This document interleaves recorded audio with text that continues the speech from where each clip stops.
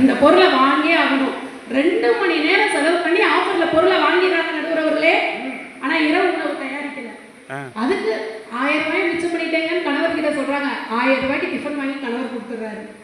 சரியா போச்சு. 10 புகைப்படம் எடுக்கிறாங்க செல்ஃபில ஸ்டேட்டஸ் போடுறதுக்கு. 10ல ஒண்ணு பெஸ்ட் செலக்ட் பண்றதுக்கு விடாமுயற்சியோட செயல்படுறாங்க. அதுதான் இந்த கால பெண்களுடைய விடாமுயற்சி. அந்த கால பெண்களோட தன்னம்பிக்கைக்கும் வீரத்துக்கும் இலக்கணமா அவங்க திகழ்ந்தாங்க. அதுக்கு சான்று இலக்கியத்திலேயே நம்ம பார்க்கலாம். புலி 1 புலி, இந்த புலி இல்ல டைகர் புலி.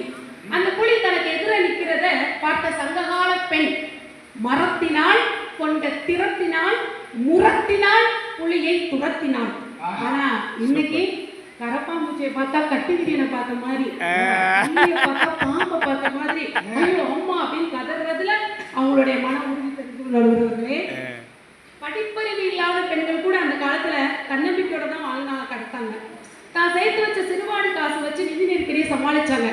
ஆனா இன்னைக்கு வரன் தேடுற பெண்கள் என்ன சொல்றாங்கன்னா, நான் கேட்கிறப்பெல்லாம் காசை தரணும், அப்படிப்பட்ட மாப்பிள்ளை. அப்படி மாப்பிள்ளைய பார்க்காதமா ஏடிஎம் மிஷினை பாரு.